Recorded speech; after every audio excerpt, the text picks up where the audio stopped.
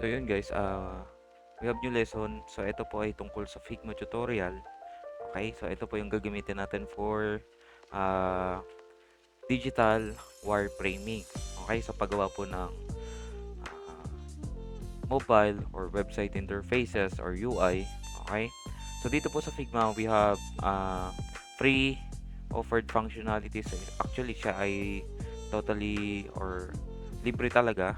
Okay, so unlike yung kanyang competitor which is Adobe XD na ginagamit din for prototyping and user interface design.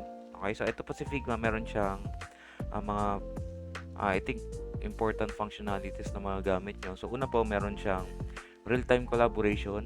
Okay, so kung tatlo kayo sa grupo or sa workspace, pwede kayo mag-collaborate remotely. Okay, so kailangan lang po may Google accounts tayo and kailangan nyo siyang i-invite kung sino man mga ka-collaboration nyo. Invite nyo lang siya doon sa project or sa design file. Okay, so pwede na siya maglaro-laro doon sa inyong canvas. Pwede kayong synchronously magbago ng mga or mag-apply ng changes na makikita nyo. Even yung mouse ng ka-collaboration nyo is makikita nyo na gumagalaw.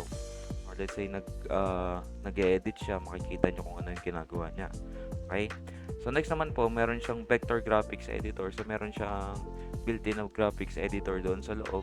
Okay, pwede kayo doon mag vector graphics kung gusto niyo magawa for example ng customized icon within the Figma canvas itself. So kayo na pong bahala kung gagawin yon. Meron din naman pong si Figma na mga libraries. Kung kailangan nyo ng icon, meron din po doon. Okay? So next naman po, ito yung pinaka-importante, si prototyping. So Figma allows designers to create interactive prototypes that mimic the user experience. Okay? So basically, ano ba yung purpose ni Figma? Bakit natin siya ginagamit? Ginagamit natin siya, lalo na sa industry, kapag kailangan yung gumawa ng uh, quick example para sa inyong mga client. Okay? So, let's say nagpapagawa yung client nyo ng isang mobile app or website, no? And kailangan nyo ipakita doon sa client kahit hindi nyo pag ginagawa mismo yung application or yung website. Okay? So, medyo strenuous process kasi yon kung every client nyo sa proposal pa lang gagawin nyo na agad yung mobile app niya or website nang wala pa naman bayaran na nangyayari. Okay, so dito po sa Figma, ito po yung ginagamit natin to create or mimic. Okay? So yung ating mga application na ginagawa or yung mobile app or even the website. So dun sa Figma, makikita natin or may papakita natin sa client at least kahit hindi pa gawa yung application, makikita niya yung process flow. Let's say yung basic functionalities, makikita niyo doon kung ano yung magiging mismong itsura ng kanyang ipapagawang website. Sa mga colors, kung saan nakalagay yung mga products niya, okay? Kung nasaan yung inventory, ano yung itsura ng inventory, ano yung itsura ng mismong e-commerce website, okay? Paano yung layouting ng mga products, okay? So, yun po yung prototyping. So, basically, may animation sa Figma, may let's say yung mga buttons, pwede yung lagyan nga yan ng mga behavior. Let's say nag-hover kayo sa button, mapapakita natin yan sa Figma prototyping. Next naman po ay design system. So pwede kayo dito magawa ng design system. For example, meron kayong set of buttons, okay? So merong design for hover, merong design for mouse click, yung quick mouse click lang. Okay, may design for active buttons, inactive buttons, or let's say yung lock buttons, or disabled buttons pala. So dito po sa Figma, pwede kayong maggawa ng design system or let's say ano ba tawag dito? Set. Okay, para siyang set ng design na pwede nyo siyang paulit-ulitin within your design file. So, ibig sabihin, pwede nyo siyang kunyari, gagamitin nyo sa page 1. Okay? And then, kailangan nyo rin siya sa page 2, yung bottom na yon. So, ang gagawin nyo po, hindi na kayo magre-redesign. gagayahin niyo pa po ba yung design ng button na nasa page 1, ililipat niyo sa page 2? Hindi na po. Okay? So basically, ang gagawin lang po natin doon ay ang mangyayari, gagawa kayo ng design file, and yung design file na yon may button kayo na nakaset, pwede nyo na siyang automatically import from page 1 to page 2. Okay? So, yan.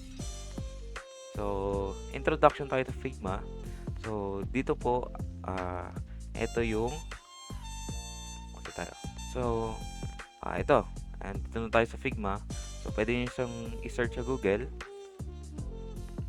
At search nyo sa Google. Figma.com. Yan, ganyan lang po siya. Or let's say, search nyo lang mismo sa Google na ganito, Figma. Yan. So, ito pa yung link niya, www.figma.com. Okay? So, ayan po yung icon niya. So, ito yung sample. So, by the way, ganito yung mag-i-itsura sa inyo. Pagtagong pasok tayo sa figma.com. .co. Yan, .com. Yan. So, ito yung landing page niya. So, ang kailangan po natin is first is magkaroon kayo ng account. Okay? Kailangan nyo mag-login or mag-sign up. So, kailangan nyo either mag-continue kayo with Google account. Ayan. Or email. So, bahala na po kayo. So, as long as makapag-sign in tayo, ito yung nalabas. Okay? So, dito po sa ating main page. Okay? So, dito nakalagay yung mga previous project natin sa Figma kung meron na kayo. So, para po makapagawa, let's say, for example, ng isang file. Okay? So, punta lang po kayo dito. So, dito yon. Ayan. So, design. So, ito tayo. Dito lang tayo sa design. So, ito yung mga example. Ayan. Okay? So, punta kayo ng design. So, click nyo yan. And then, ito yung parang working canvas natin. Okay? Sa left side, meron tayong ditong mga pages. Okay? So, dito nakalagay yung ating file or design file name. Okay? Kasi baguhin natin yan. Demo 1. Okay? So, under dito, meron tayong file. So, dito, pwede kayong magkaroon ng multiple design pages kung bahala kayo kung mayroon ba kayong for example, yan. Page 1 natin, maglalagay ako for example. Yan. So, sa page 2, yan, depende sa inyo kung meron kayong different working area. Nakadepende naman po sa inyo.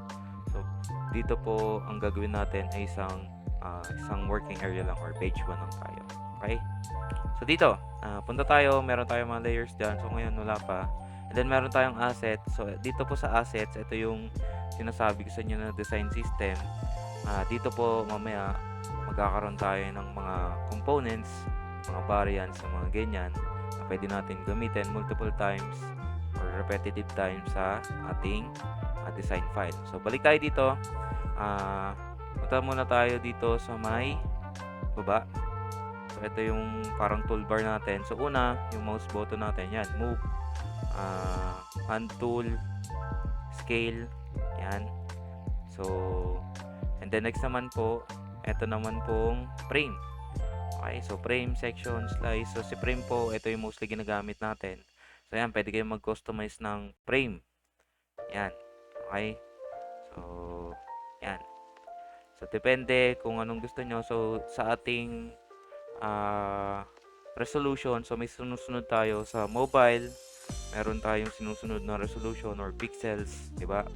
So, sa web na naman, meron tayong 1920 by 1080 or 1020. So, dito po, punta tayo dito sa frame. Click nyo yung frame. Okay, kung papansinin nyo, dito sa may right side or sa design, makikita nyo na meron tayong pagpipilian na phone, tablet, desktop, presentation, watch. So, mostly ang mga gamit natin dito ay phone and then desktop. Okay? So, punta muna tayo sa phone. Let's say gusto nyo gumawa ng prototype na viewable or mabiview sa phones. Okay? So, kailangan customize yung resolution nyo doon. Okay? So, kung papansinin nyo, dito sa ating resolution, si iPhone 16, ang kanyang resolution ay 393 by 852. Okay? So iba yung resolution ng iPhone 16 sa iPhone SE na yung sinauna. Okay, so sa iPhone SE 320 by 568 lamang. Okay, so ang piliin natin, so doon tayo sa modern, pwede tayong gumamit ng iPhone 16. Yan, so ganyan po yung itsura nya. Okay, so pag nakakuha kayo ng frame, okay, so ito yung isang frame natin, iPhone 16 yung kanyang viewing resolution. Okay, so naka 393 by 852 siya. Okay, so let's say gusto nyo, sir, paano naman po pag website o web view.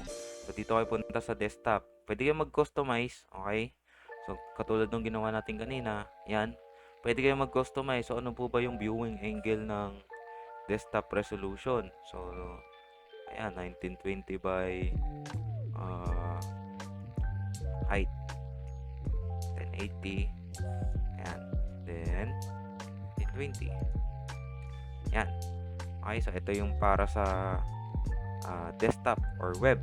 Okay? While itong sa kaliwa ay for mobile. So gagawin natin para medyo mabilis yung video natin, dito lang pala tayo sa mobile version. Okay? So dito sa iPhone 16 natin, so dito tayo maglalagay ng mga elements. Okay? So balik tayo dito sa toolbar pala.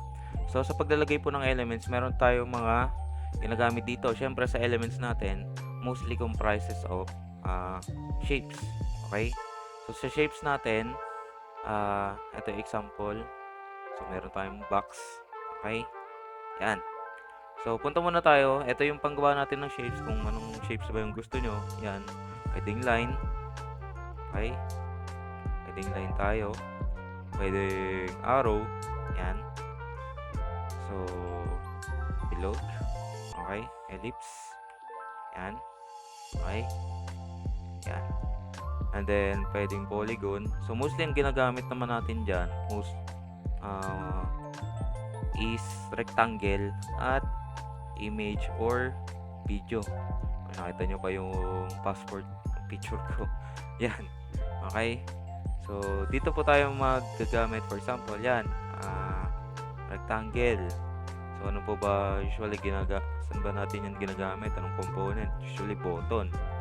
So, punta tayo dito sa design. Okay, pag kinlik nyo yung shape natin, lalabas or magbabago yung ating design.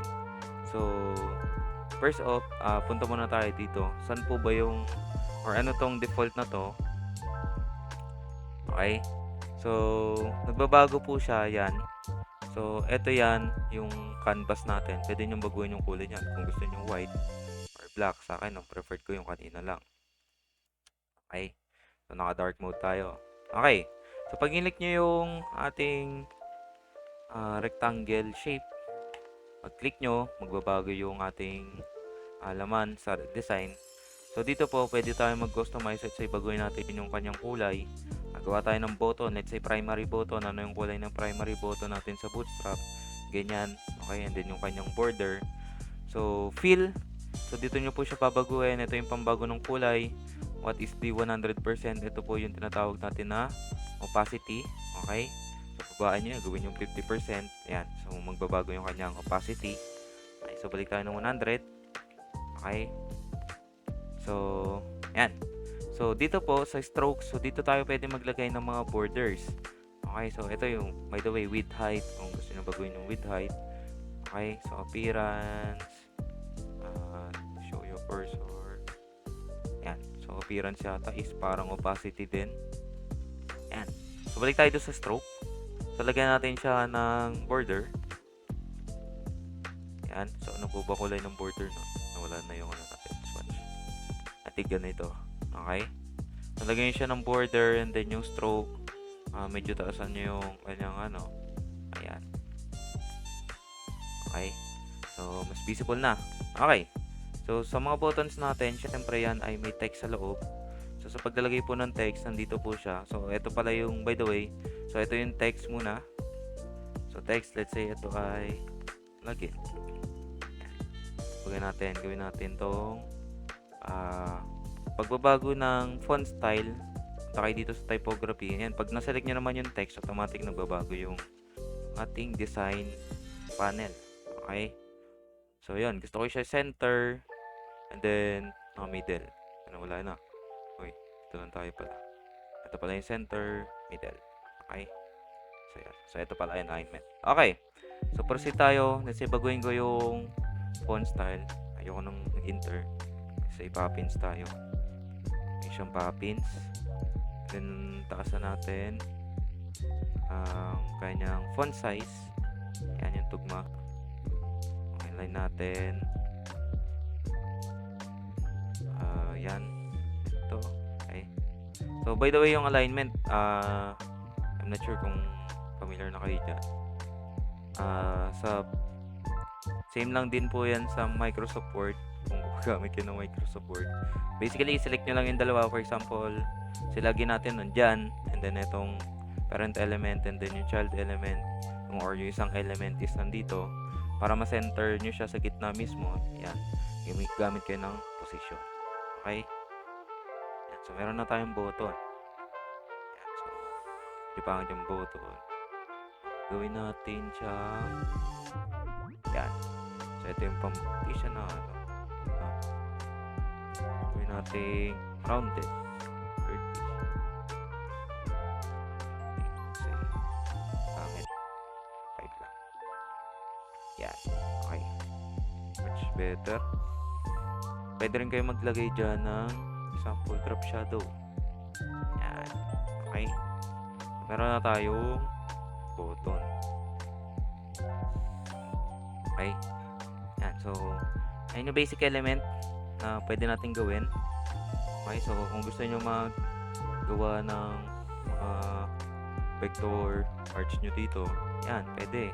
So, baguhin nyo yung fill. Okay. Ano ba yung fill natin? Ay, di siya nabuo. Copy natin yung pen ko. Yan. Okay. So, gawin natin siya. Lagyan natin ng fill. Yan. So, kung gusto nyo na mag-custom elements, pwede po. Okay. Yan.